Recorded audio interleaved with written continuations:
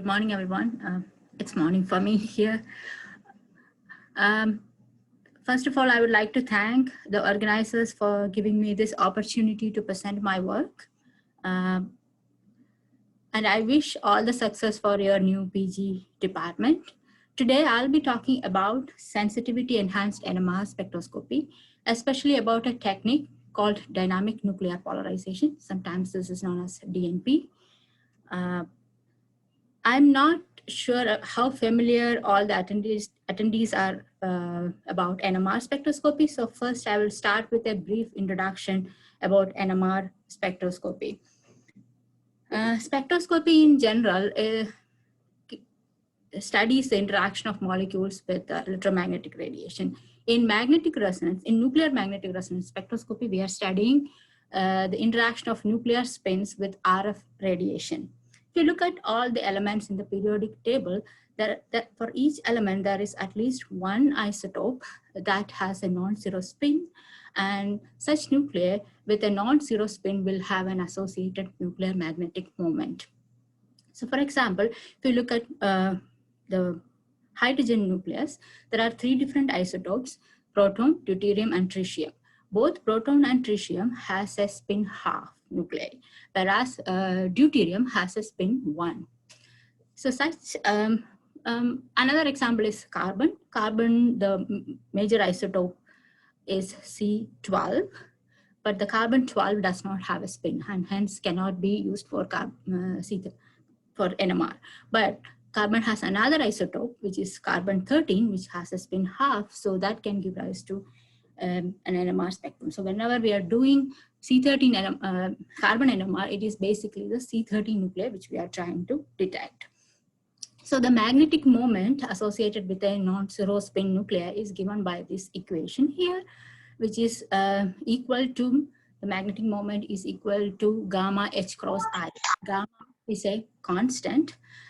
It's known as the magnetogyric ratio, and it is a constant for a specific nucleus. And for different nuclei, it has different values. Of all the nuclei in the periodic table, tritium has the highest gamma, but that is radioactive. So generally people don't use it for NMR. So of all the common nuclei, proton has the highest gamma for all practical purposes. H cross is nothing but the Planck's constant divided by 2 pi, and I is the spin angular momentum. Now, such nuclei, when we place them inside a magnetic field, it will interact with the magnetic field. This is because this has a magnetic moment, and when we are placing it in an external magnetic field, the energy, the Hamiltonian corresponding to this interaction is given by this equation where H is equal to minus mu dot B. Now, so to do an NMR spectroscopy, what we need in the first place is a magnet. So nowadays we are using superconducting magnets, and the field strength ranges from something like very low field up to 28 Tesla are commercially available. Now, when we expand this, or when we write the corresponding energy equation, E is equal to minus gamma H cross B0 into Mi, where Mi ranges from minus I to plus I, where I is the spin quantum number in steps of 1 unit.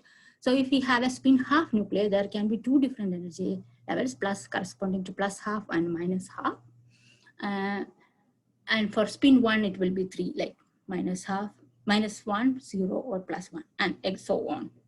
So in total, we will have 2i plus 1 energy levels, well, where I is the spin quantum number. And in the selection rule in NMR is that delta M has to be plus or minus 1 unit. See, that means there will be a single quantum change when we are doing an NMR spectroscopy. So if we have a spin 1 nucleus, there will be 3 different energy levels, as we already said. And the transitions, the allowed transitions are from plus 1 to 0, or 0 to plus 1 or minus 1. But the transition from minus 1 to plus 1 is forbidden, because that is a jump of 2 quanta. And this kind of transition, where delta M is plus or minus 1, are generally known as single quantum transition. But in case and under certain conditions, even the forbidden transitions becomes allowed or possible. And in such case, if delta M is plus or minus 2, that is called a double quantum transition. And if it is 0, it is called a zero quantum transition. If it is 3, triple quantum transition, and so on. And now if we rewrite, if this is a basic energy level, energy equation, and if we, when we are doing the NMR experiment, the RF transition that occurs is corresponding to the energy difference between two different energy levels. And that energy difference is given by this expression. And if we rewrite this equation in terms of angular frequency, it looks something like this. So this is the angular frequency at which the NMR transition occurs. And this is proportional to gamma and the applied magnetic field. Now this omega 0 is often referred to as Larmor precision frequency. Now this Larmor precision frequency is often modified by a number of factors. Nuclei are not bare nuclei when we are using a molecule. It is surrounded by other electrons and other nuclei as well. So this basic resonance frequency is modified by the electronic environment around the nucleus, and this is usually represented in terms of this equation, where sigma is known as the shielding constant. So different nuclei within the same molecule may have different chemical environment, and the shielding constants will be different. So they will show resonances at slightly different frequencies. This is often referred to as the chemical shift. Now, in addition to the chemical shift, when one nucleus is surrounded by another nuclei, these are like two tiny magnets. They can interact with each other, especially through the bond. If they are interacting through the bond, this is called spin-spin coupling, and the resonance frequency will be split into multiple lines based on how many neighboring nuclei are present. And that is represented in this equation, where this is the part which represents the coupling. So this is called couplings, and usually if you have n neighboring nuclei, the one NMR signal of a specified nuclear will split into 2i plus 1 values, where I is the spin quantum number and n is the number of neighboring spins. And if we are considering a spin half nuclear, this will reduce to an n plus 1 rule. So if you have one proton, and we are looking at the NMR signal of that particular proton, and if it has, say, one neighboring proton, then that will split into two lines. If it has two neighboring protons, then it will split into 3 lines, and with a specific intensity ratio. Now here I'm showing some examples of the NMR spectrum.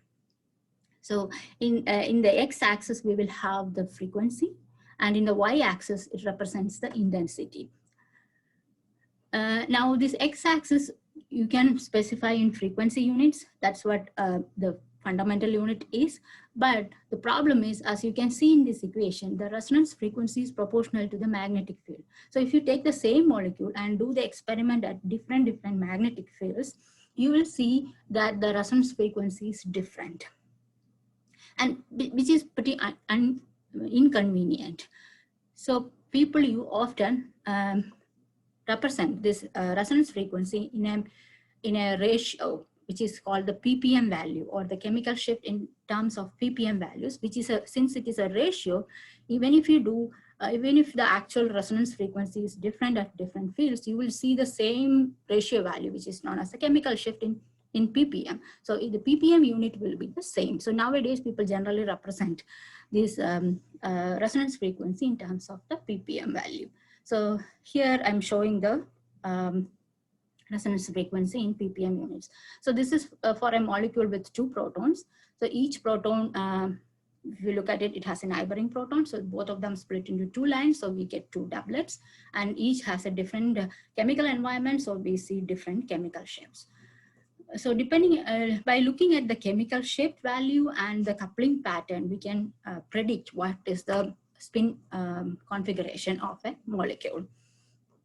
Now, usually so these two are the 400 megahertz proton NMR spectrum of two different molecules.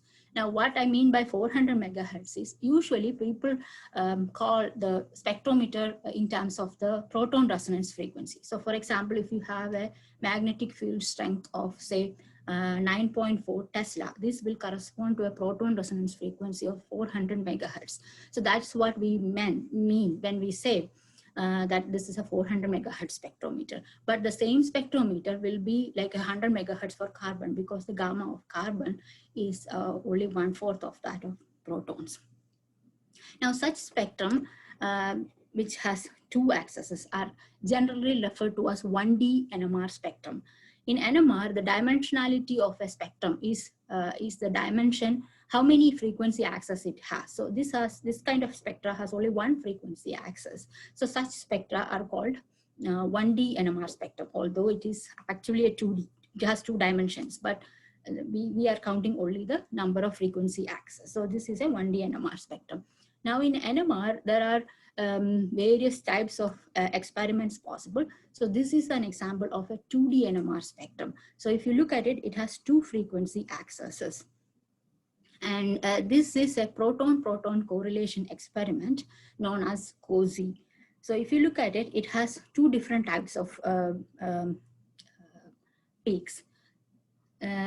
Peaks which have the same chemical shift on both the axes. Such peaks are called diagonal peaks, and it appears on the diagonal of this square. This gives the same information as a standard 1D spectrum, but it also has some other types of peaks which are called cross peaks. So it appears between, if you draw a square here, it appears at the corners of that square. So these peaks indicate that these two protons are coupled or adjacent to each other in your molecule. So based on how you see the coupling pattern or the cross peak pattern, you can predict what is the structure of the molecule. Now in this kind of a 2D NMR spectrum, the contour, the intensity is represented in the number of contours. So the bigger the contour, it means that more intensity there. So that is the third dimension actually, which is not shown, which is just like projected onto the 2D plane. So this is like a 2D NMR spectrum. Now, this is a proton-proton correlation. We can also do heterocorrelation experiment. That means one axis can be proton, the other axis can be carbon. In that case, the spectrum is called an HSQC spectrum. And wherever we see the cross peak like that, it indicates which carbon is attached to which proton. So but in like this, there are multiple, or there are thousands of NMR experiments which will give you specific informations. So, nowadays, it's not just 2D, we also have 3D, 4D, and such multidimensional NMR experiments. Depending on what you want to do, we can use the specific experiment to extract that kind of information. Now, whatever spectra I have shown you so far, these were taken on a solution sample. So we are preparing the sample as a solution and place it inside the magnetic field to get the spectrum. But NMR can also be performed on solid samples or samples which are in solid state. But there is a problem in solid state NMR, not a problem, that's a feature. That is, in solution, the molecules are rapidly tumbling around, which means that any anisotropic interaction that is present in the system will be automatically averaged out.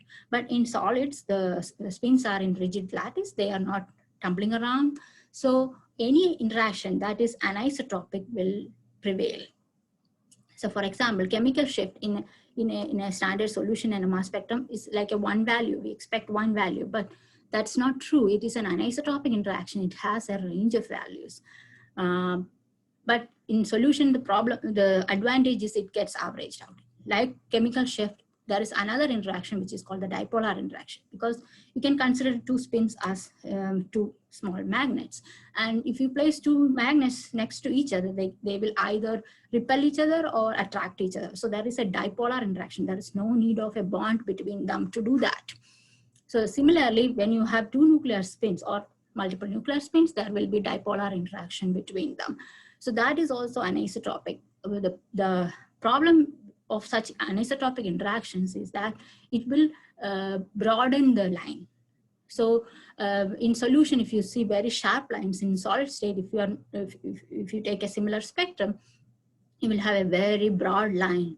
You will not be able to distinguish between different chemical shapes or couplings or anything like that. So to avoid this problem, what we do is we artificially remove these anisotropic interactions by spinning the sample. So when you're doing the solution state NMR experiment, you're taking the sample in a small glass tube and place the sample directly inside the magnetic field. Now this magnetic field is along one direction. Oh, that's one thing I forgot to mention before. So whatever be the direction of that magnetic field, that is taken as B0 or the Z direction. Now, when you're doing this solution state, the sample goes vertically down and it is parallel to that field. Whereas in a solid sample, this sample is placed at an angle with respect to the main magnetic field, and that angle is known as magic angle. That's why the solid state NMR experiments are called MAS experiment or mass experiments, magic angle spinning experiment. So in this case, the sample will be packed on small zirconia tubes, which are 1 or 2 centimeter in size, and with a typical diameter ranging from 4 millimeter to 1 or 2 millimeter. And then sample is packed onto that, and then we will spin this sample artificially along this axis to average out any anisotropic interaction. So for example, I'm showing here the phosphorus NMR spectrum of barium diethyl phosphate. So if you dissolve the barium diethyl phosphate in a solution and take a solution NMR spectrum, you will simply see one line. But if you are taking the solid state NMR spectrum, you will see, so these spectrum, all of these are from the same sample with different spinning frequency. Typically, we spin the sample from, say, 5 to 10 kilohertz to 100 kilohertz. So the bottommost spectrum here was taken with a very small spinning frequency. The exact frequency I forgot, 2 or 3 kilohertz, I think. So if you are not spinning the sample at all, you will get a spectrum which is like which will cover all this area. Now, when we start spinning, it will split into like spinning sidebands. So each of these lines are called spinning sidebands, and the separation between these two lines will be equal to the spinning frequency. And if you look at the spectrum, one line stays at the same place. Rest of them are spanning out as we spin faster and faster. So this is the isotropic chemical shift, or this is the chemical shift value we will see in a solution spectrum. But the others are the arising due to the chemical shift anisotropy, and these are known as the spinning sideband. So when you are taking a solid state NMR spectrum, you want to spin as fast as possible so that we see only the isotropic chemical shift value. So in this case, I was spinning up to 18 kilohertz. So I need to spin it even faster to get rid of all the spinning sidebands, but I didn't do that. Okay, so one could do that. So this is a general brief introduction in NMR spectroscopy. Now, NMR is widely used for chemical and structural analysis of molecules. It can also be used for studying physical properties of molecules like the chemical exchange, diffusion, etc. It also has biomedical applications. If you have gone to a hospital to take an MRI scan, so that is an application of NMR spectroscopy, a real life application of NMR spectroscopy.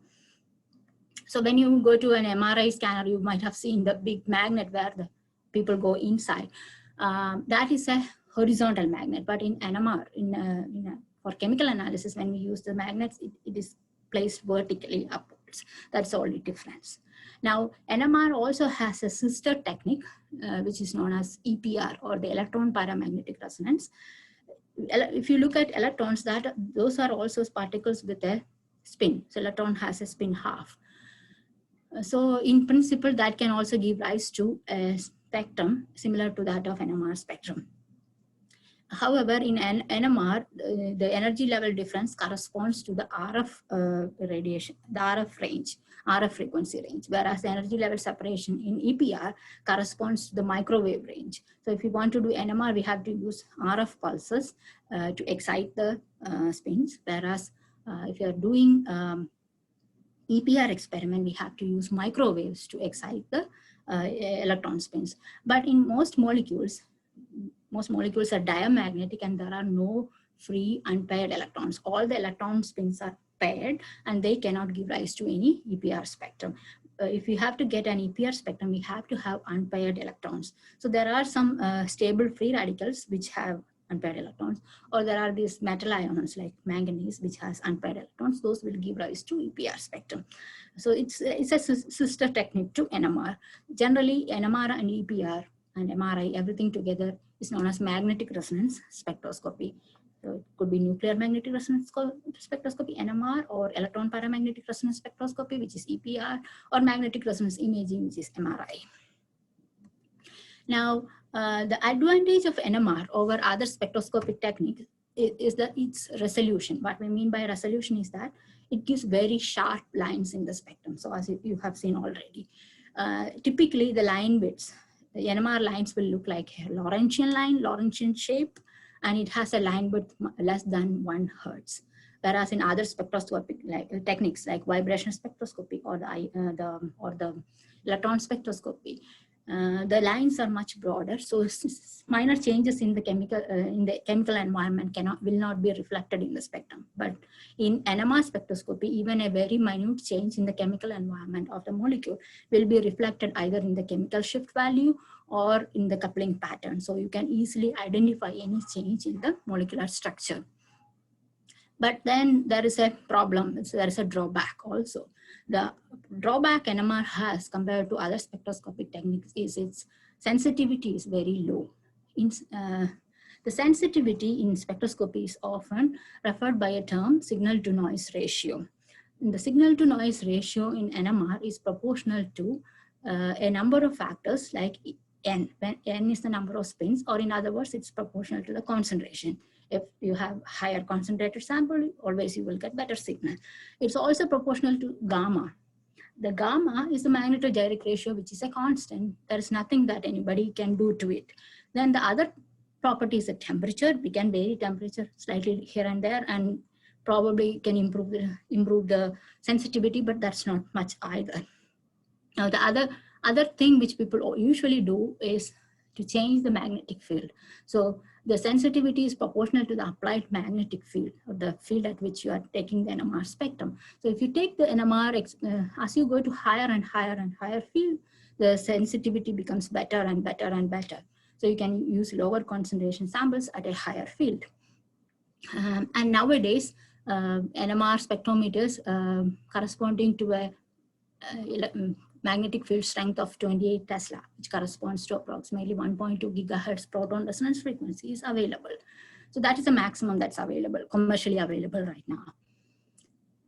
Now, so this kind of sense, and there are also certain type of new experiments that have been developed, which will improve the sensitivity. So all those methods, and again, there are improvements in the electronics. The electronics have improved much better. So the current spectrometers will give you much better sensitivity than the old spectrometers of old days.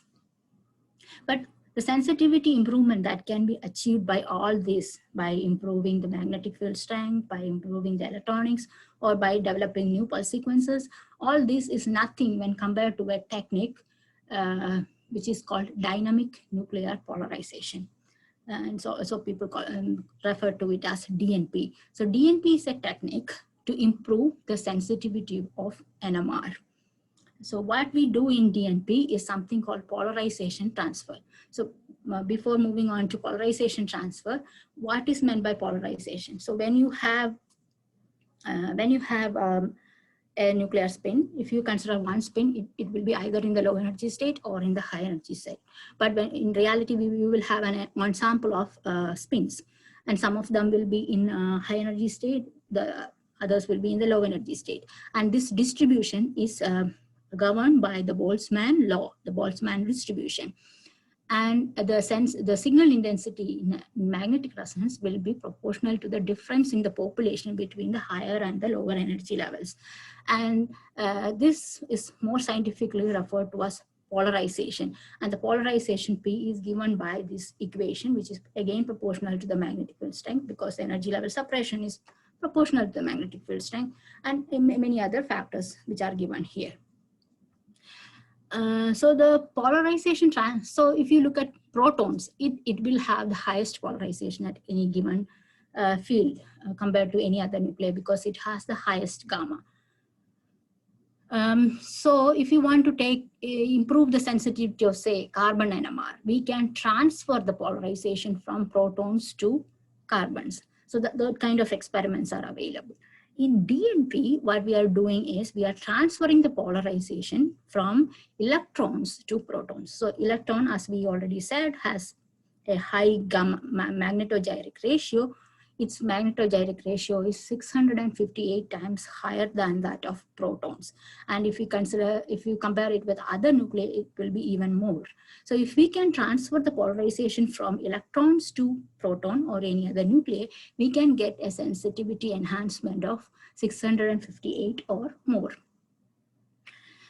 So this is what we do in DNP. We are transferring the polarization from electrons to protons or any other nuclei of interest. Now 658 is the maximum theoretically possible for protons. But if we consider, say, something like a conservative number like 100, if we can achieve a sensitivity enhancement factor of 100, say at 500 megahertz, this, in terms of sensitivity, this is more than what we can achieve on a 10 gigahertz spectrometer. Now, 10 gigahertz spectrometer does not exist. That is only an imaginary thing. So by doing DNP, we can get sensitivity enhancements, which is not possible in a standard NMR experiment by no other methods. Now, how do we do this polarization transfer? There are 4 different mechanisms that leads to this kind of polarization transfer. They are known as Overhauser effect, solid effect, cross effect, and thermal mixing. Now, we will see a little bit in detail about these 4 techniques. The first one is Overhauser effect. Overhauser effect and solid effect, these 2 effects are two spin processes. What we mean by that is, to get a Overhauser effect or a solid effect, we have to have at least 1 electron and 1 nuclear spin. Say for the time being, we will consider that as proton. So when we have 2 such spins, 1 electron and 1 proton, there are 4 possible energy levels, because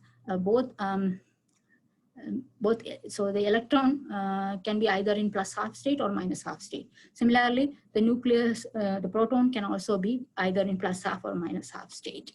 Now, together they can have 4 different energy levels, where both the spins are in the low energy levels. By the way, electron has a negative gamma, so for electrons, minus half state is the low energy state and plus half is a high energy state. Whereas for protons, plus half is a low energy state and minus half is a high energy state. Now, sometimes people represent this plus and minus, like minus is beta and plus is alpha. So beta alpha is the lowest possible energy level, and then there will be beta beta, alpha alpha, and alpha beta. So like there are 4 possible energy levels. When we have 4 possible energy levels like that, there are 6 possible transitions. Now, so if you consider this transition, the lowest one with a blue line, here the nucleus is changing the sign. So this is an Nmr transition. Whereas if you consider a red transition, there the nucleus is changing sign. So sorry, the exact opposite. Here the nucleus is changing the transition, so changing the spin. So this is an Nmr transition. And if you look at the red transition, where the electron is changing the sign, so that is an EPR transition. So of these 4 transitions, 2 are NMR transitions and 2 are EPR transitions. And now these 2, when they change in, these 2 are allowed process, because in NMR, as we have already seen, or even in EPR, the selection rule is delta M has to be plus or minus 1, and that is valid for all these 4 transitions. And they are known as the single quantum transitions. They are the allowed transition. But there are 2 more transitions which are possible, which is this yellow one, where both the spins change sign. So the net change in the quantum number is 0. So that kind of transition is known as zero quantum transitions. And the green transition, which is where both the spins change sign, this involves 2 quantums, so it's called the double quantum transitions. Now, both the zero and double quantum transitions are nominally forbidden transitions. Now, to do Overhauser-based DNP, what we do is we irradiate the sample with microwaves. So the EPR transitions corresponding to this spin will be saturated. When we do that saturation, we are disturbing the system from the equilibrium. So the system will be forced to come back to equilibrium. So it will take the forbidden path then. So it will do it either by zero quantum relaxation processes or by double quantum relaxation processes. Now, consider if the relaxation happens through the zero quantum pathway, then the population here, which is the low energy state, will increase. That will increase the transition probability between the NMR levels. So that means we get a sensitivity enhancement. And the same way, if the double quantum relaxation process happens, then the population on this level increases. That also will lead to an increase in the polarization, or the difference in the population between these two energy levels increases. But now this is in the opposite direction. Usually the zero quantum processes will give rise to a positive enhancement, whereas the double quantum processes will give rise to a negative enhancement. Now, in reality, both these pathways will be present in sample. So the net enhancement you will get depends on which process is dominant. And if you are terribly unlucky, it can happen that both the processes happens at the same rate, and instead of getting an enhancement, you will get zero signal, because if both of them are happens at the same rate, then there is no enhancement and you will get zero signal. Usually in systems where the dipolar mechanism leads to the relaxation processes, we will get a negative enhancement or more dominant double quantum relaxation processes and negative enhancement. And in systems where scalar interactions leads to relaxation, we will have more zero quantum relaxation processes happening, and hence we will get a positive enhancement. I'll show you some examples later. Now, solid effect is again a two-spin process, but in this case, in presence of an electron-nuclear dipolar interaction, it is possible to excite nominally the quote-unquote forbidden transitions with high-power microwave irradiation. So if we irradiate the zero quantum transitions, which happens at the some frequency, we will get a negative enhancement, whereas if we are able to excite the double quantum transitions, that will lead to a positive enhancement.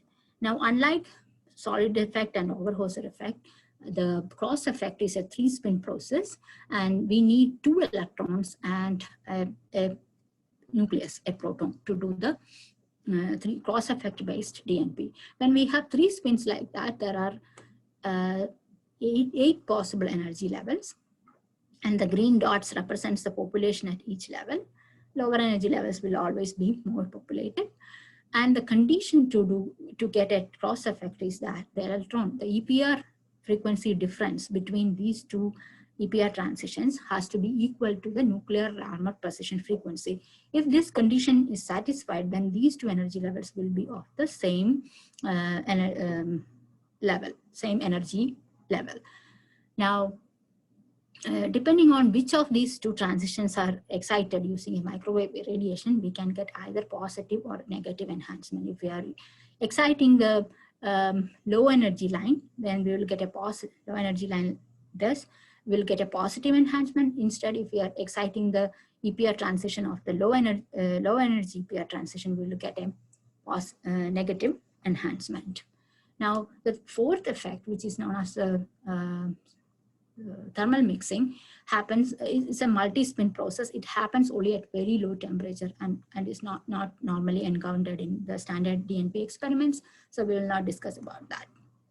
So one thing is quite clear. To do DNP experiments, we have to use both microwave irradiation and radio frequency irradiation to do the NMR. So it is a combination of EPR and NMR. But standard NMR samples are diamagnetic. They don't have any free electrons in the system. So to do DNP, the first thing we have to do is to dope our NMR sample with a stable free radical.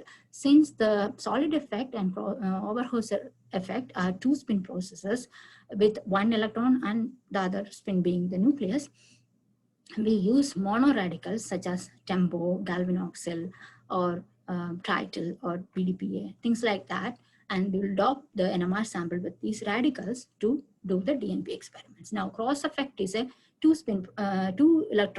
spin process with involving two electrons. So we have to use biradicals with two different unpaired electrons. Typically, these are bis nitroxide samples, and these are tailor-made to satisfy the cross-effect condition that the EPR resonance frequency difference or the EPR chemical shift difference between these two electrons is equal to the corresponding Larmor precession frequency of the proton. Now let's talk a little bit about a Dnp spectrometer. So Dnp spectrometer is a combination of an Nmr spectrometer and an EPR spectrometer. So we can do the Dnp experiment in two different ways.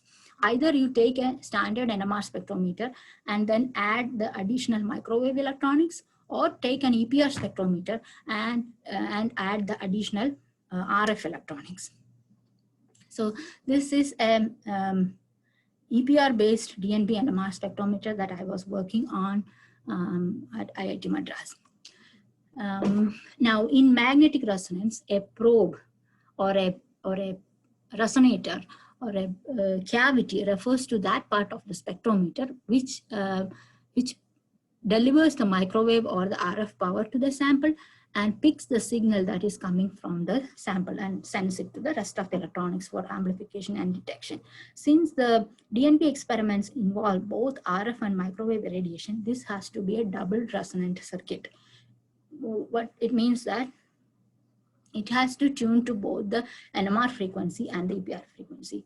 I can give you an example. So for example, if you are listening to a radio station, we have to tune our radio to the exact transmission frequency from that station. So if we have to move to a different station, then we have to tune our radio to the next frequency.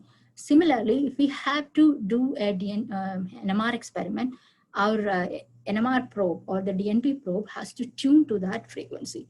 Similarly, to do EPR, we have to tune to the EPR frequency. So now, since the DNP involves both microwave and RF radiation, we have to doubly tune to both these frequencies to do the NMR experiments. Now, there are circuits there are probes which can do this double tuning at the same time, or such probes are known as double resonant circuits or double resonant probes. Ideally, we should use that kind of circuits for doing DNP experiments. But the problem with that is, as we go to higher and higher field, the cavity size reduces. So for example, if you are doing the EPR experiments at X band, which corresponds to a EPR frequency of 9.4 gigahertz, we can use a 4 millimeter glass tube or 4 millimeter quartz tube. But as we go to W band, which corresponds to approximately 94 gigahertz, the tube size that we can use reduces to less than 1 millimeter. So as we go to higher and higher and higher field, the sample size goes down and down and down, which is not very great for NMR, because for NMR, we need a good amount of sample. So usually people do low field DNP experiments using double resonance circuits. But when we do high field DNP experiments, above say 100 megahertz, typically we use a single resonance circuit, which is only resonant to the NMR, but not resonant to microwaves, which means that in such experiments, we need high microwave power, because if it was a resonance circuit, we need to use only very little microwave power. But if it is a non-resonant circuit, we have to use very high microwave power. Now let's move on to some results, or how does a DNP spectrum look like. So I have done both the low field DNP experiments at solution state, as well as high field DNP experiments at solid state. So when we talked about the different types of DNP mechanism, one thing I forgot to mention is that all four mechanisms can lead to sensitivity enhancement in solid state DNP. Whereas if you are doing solution state DNP, the mechanism that leads to sensitivity enhancement is always Overhauser effect. So this is an Overhauser effect based DNP experiment at room temperature at three different field strengths, which is X band, Q band, and W band. So we have done both proton DNP as well as fluorine DNP. Now, proton is a nucleus which has almost always giving dipolar based relaxation. So if you look at this plot where I'm plotting the spectral density function as a function of the enhancements that can be achieved, the dipolar based or the double quantum based relaxation based enhancements goes down as we go to higher and higher field. Whereas the scalar coupling based, zero quantum based relaxation or the enhancement, the cross effect based enhancement, the zero quantum based enhancement remains the same in the absence of any leakage. Now, we are assuming that there is always a cross relaxation between the electron and the nuclei. It will be there, but in addition to that, there may be other relaxation processes that is going on in the system. So that if that happens, that is called the leakage. So if there is a leakage, then the DNP enhancement goes down. But in the absence of any such leakage, the scalar based enhancement remains constant throughout the field. So even if we go to higher field, the enhancement does not go down. So this is the proton DNP experiments on X band, which corresponds to a proton resonance frequency of something like 15 megahertz. And W band, it will be close to 145 megahertz, I guess. So if you look at it, this whatever is represented as Boltzmann, that is a standard NMR spectrum. The signal, you can barely see the signal. But as we turn on the microwave, the signal intensity increases. And this is a negative sensitivity enhancement. And the sensitivity factor is something like 60, minus 60. Now, if we go to W band, the sensitivity factor reduces. This is because of this, the dipolar interaction goes, based relaxation goes down as we go to higher and higher field. But unlike proton, fluorines show both dipolar and scalar interactions. And the scalar interaction almost remains the same, whereas the dipolar goes down as we go to higher and higher field. So the practical effect is that when we go from low field to high field, the enhancement almost remains the same. And fluorine, unlike in this case, we're giving the positive enhancement in the same sample. These positive enhancement was, and in theory, we should have expected a gain in enhancement when we go to higher and higher field. But that doesn't show up. This is just because we had much less microwave power at higher field strengths. Now, in fluorines also show something called differential DNP enhancement. What I mean by that is, if you take a molecule which has different fluorine chemical shifts, the enhancement that is obtained at different chemical shift positions are different. And it is also dependent on the kind of radical which we use as the polarization source. Whenever I name it as Boltzmann, that is a standard NMR spectrum. This is the X band. So this is like the 13.5 megahertz fluorine and 13.8 megahertz fluorine NMR spectrum of octafluorotoluene. Octafluorotoluene has 4 different types of fluorines, and you can see that when we are using the tempo radical, all sides show negative enhancement, but the CF3 fluorine shows the highest enhancement. But when we use a radical called TTBP, CF3 and the ortho position shows negative enhancement, whereas the para and meta shows a positive enhancement.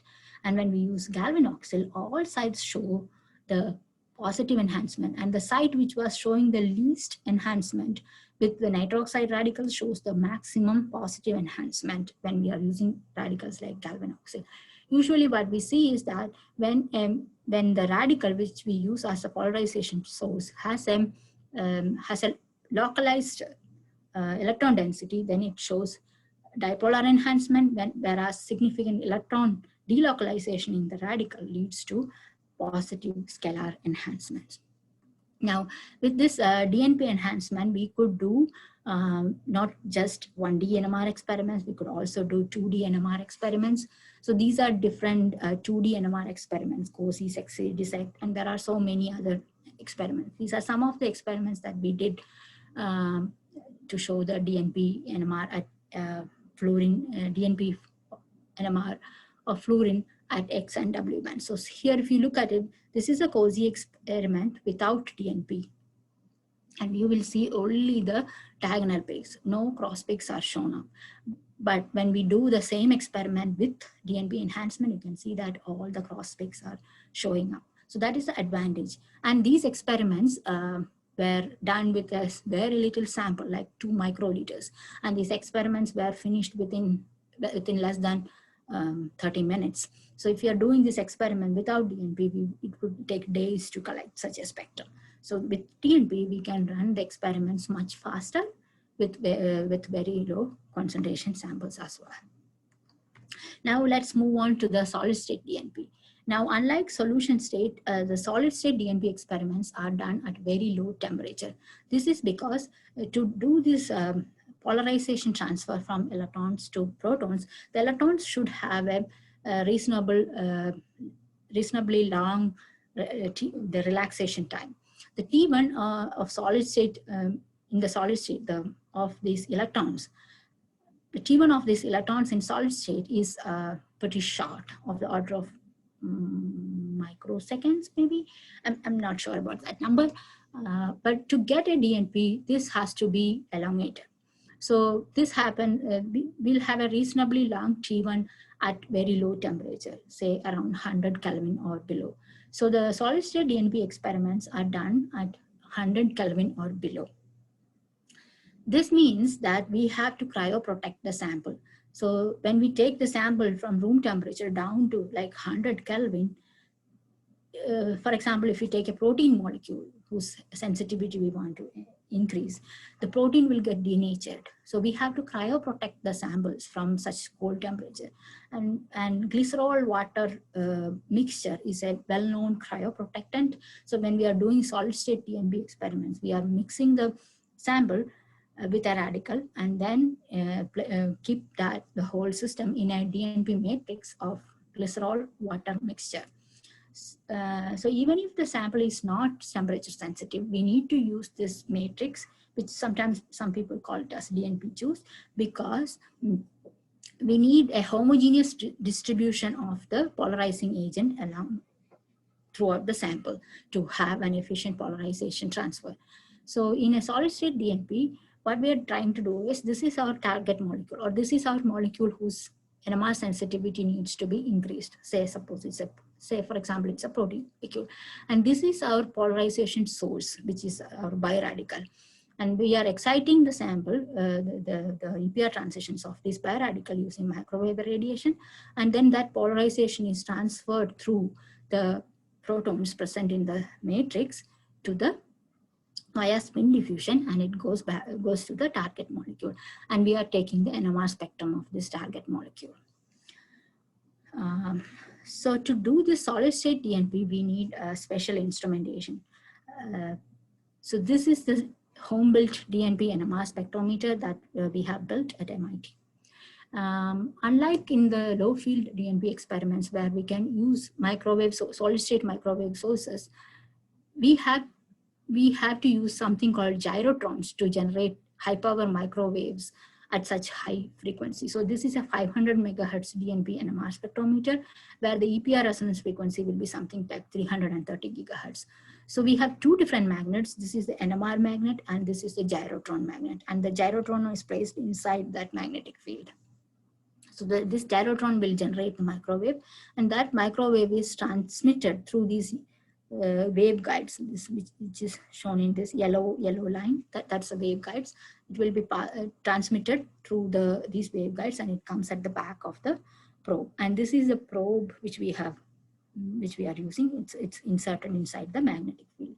Now, to spin the sample, we are using cold nitrogen gas, so that the sample will be at spinning at 80 Kelvin or close to that.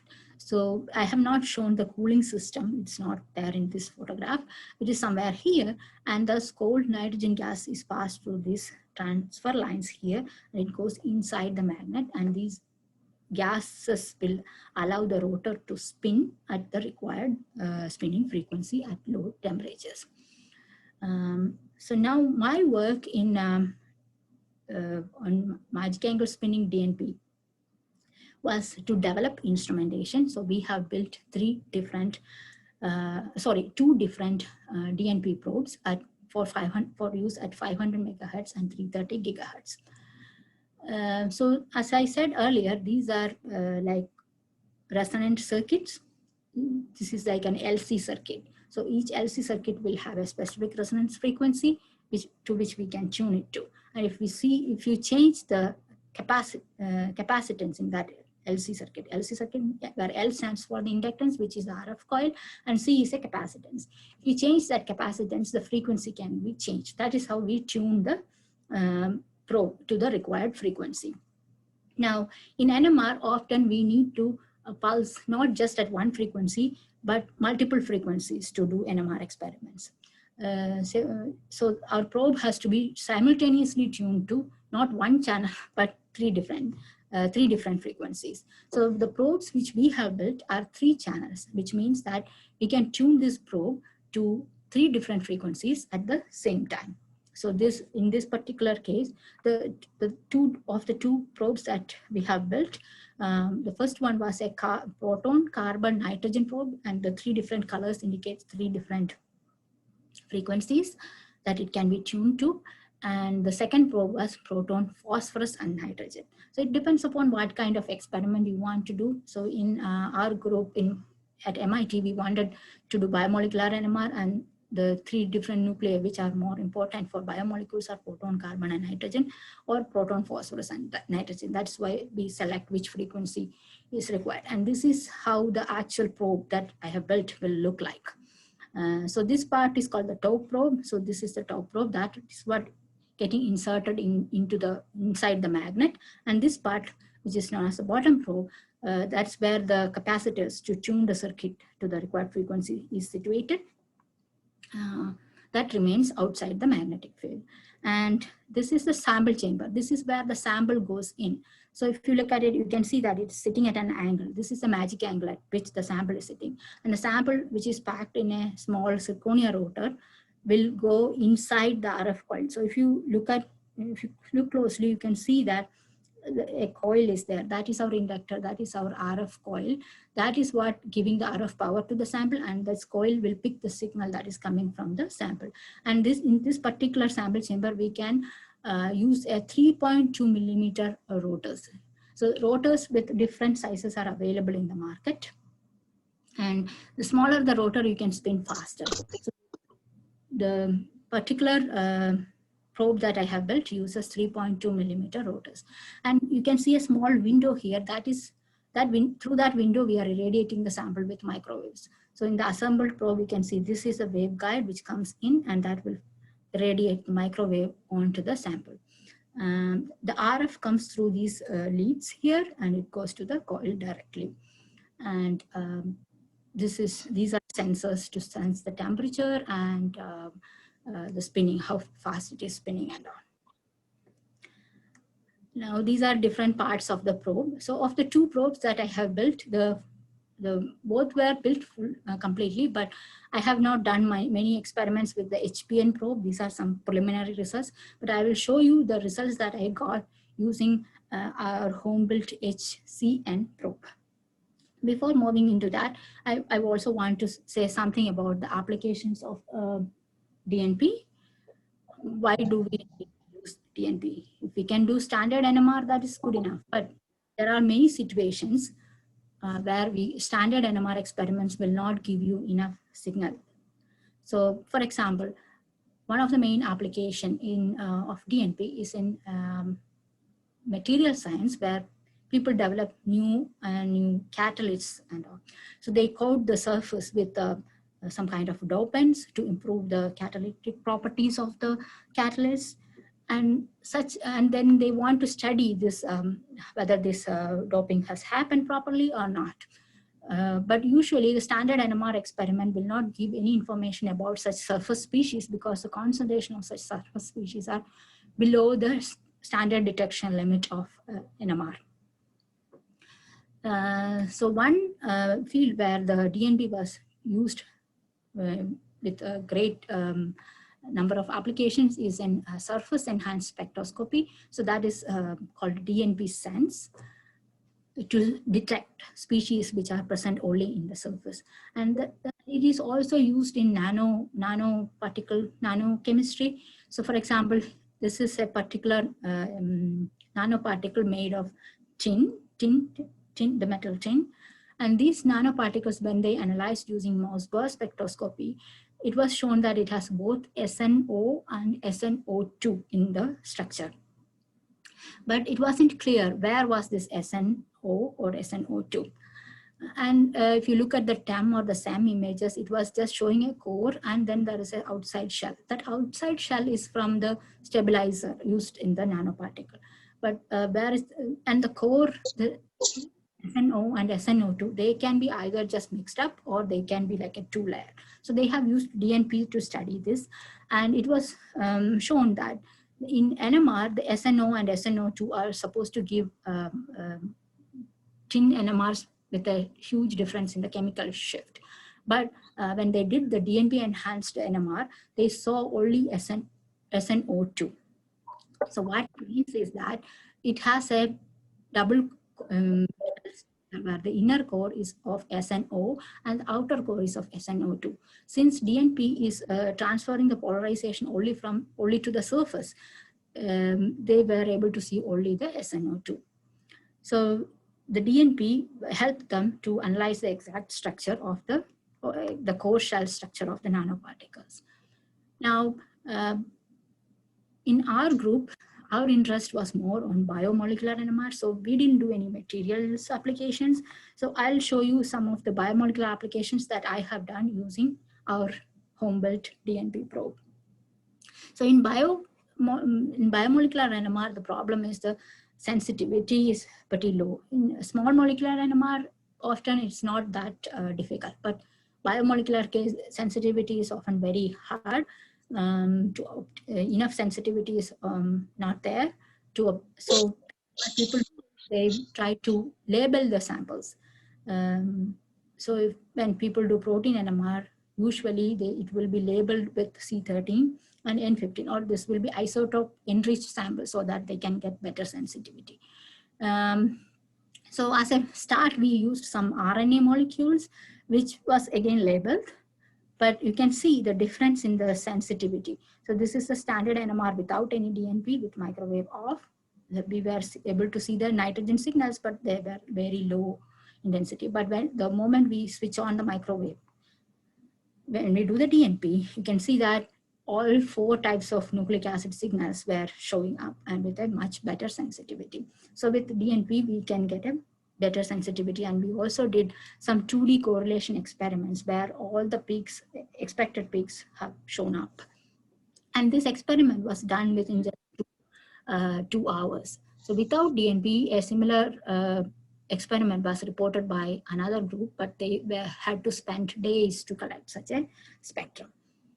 Now this DNP always gives you the required sensitivity boost, but this comes with a penalty. The penalty we pay for such enhanced sensitivity enhancement is the resolution. So we were always proud that the NMR gives you very sharp lines, but the moment we go to such low temperatures with radicals in the sample, the resolution is lost.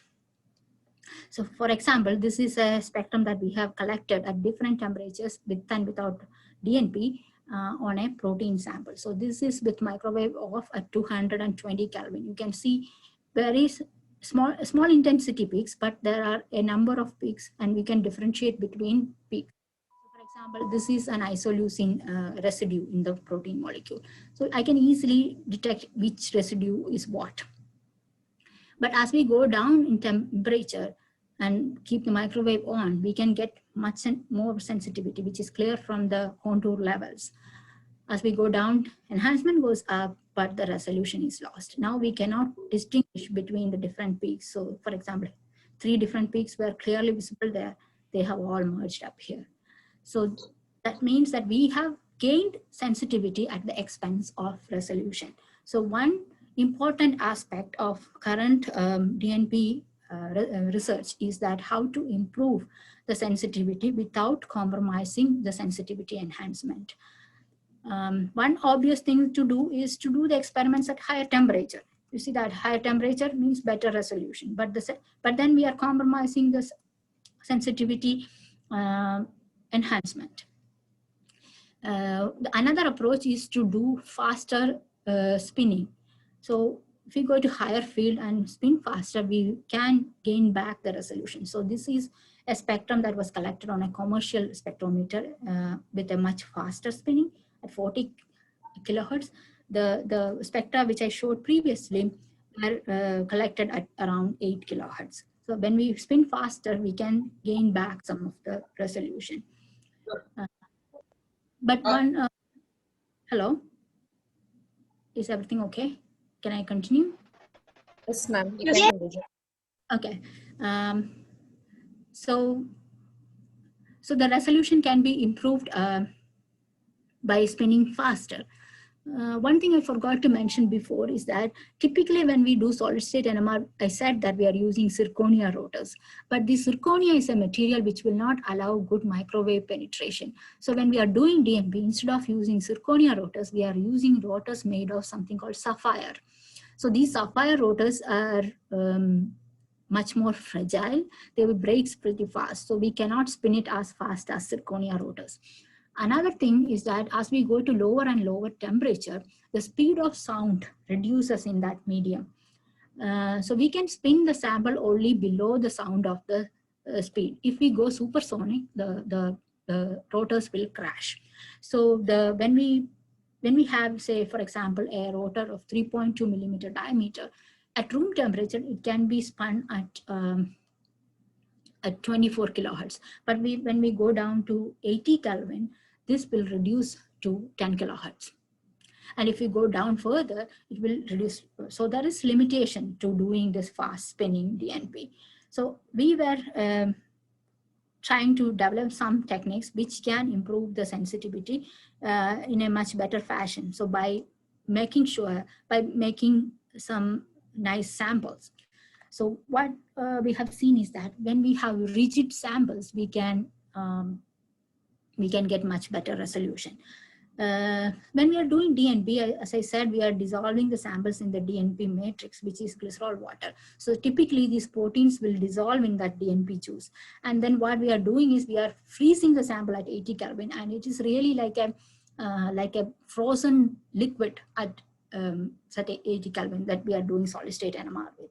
So instead, if we can make the protein crystal insoluble in this DNP matrix, then it will remain as a real crystal, and hopefully it will give a better resolution. So to do this, in X-ray crystallography, people have used something called cross-linking. So they will do the X-ray crystallography at very low temperature. So to prevent the proteins from denaturing, what they do is they are using glycerol matrix as the cryoprotectant, but then if you have to do X-ray crystallography, the crystal has to remain crystal; it cannot dissolve. So what they do is they make essentially a polymer of the protein. So by doing like a cross-linking, what does cross-linking does is it makes a shift base between the protein and a glutaraldehyde molecule. So we add glutaraldehyde to the protein, it will form a shift base between generally the epsilon amino groups of the lysine residues and the glutaraldehyde aldehydic groups. And this will make the protein into a polymer. and then it will not dissolve in this glycerol matrix. So for example, this is the non-cross-linked lysozyme crystals. We use lysozyme as a model sample, and this is the crystals that I see. And when I cross-link it, it becomes yellow because it becomes a shift base, and now these yellow crystals will not dissolve in the DNP juice. So it remains as a crystal, a pure crystal, even in the DNP matrix. And then when we do the low temperature measurements, the resolution were much better. So here is the, and in this particular case, so as I said earlier, typically in biomolecular NMR, people do this isotope enrichment to get a better spectrum. But this sample was enriched only in nitrogen. There was no enrichment in carbon. But even without C13 labeling, we were able to collect a 2D NMR spectrum that shows the carbon-nitrogen correlation. So with that, I would like to conclude. So what I was trying to say is that DNP can be used as a sensitivity enhancement technique. And I have shown both Overhauser-based solution state DNP as well as magic angle spinning solid state DNP experiments. We have developed 2 new probes, and with using that probes, the best enhancement we could get at 500 megahertz on a standard sample was something like 180. And we also introduced cross-linking as a potential method to improve the resolution in DNP enhanced magic angle spinning spectra. With that, I would like to acknowledge some people. I would like to thank Professor N. Chandrakumar, who was my PhD supervisor. I also did a postdoc with him before moving on to MIT. Also, I would like to thank Professor Bob Griffin, who gave me an opportunity to work with him at MIT. And I want to thank Marcel Rees and Chen Yang, those were my colleagues who helped me with the fabrication of the probe. And also now currently I'm working at the NMR facility of the Pennsylvania State University. So I want to thank them as well. Now I'm happy to answer any questions if you have any. And thank you for listening.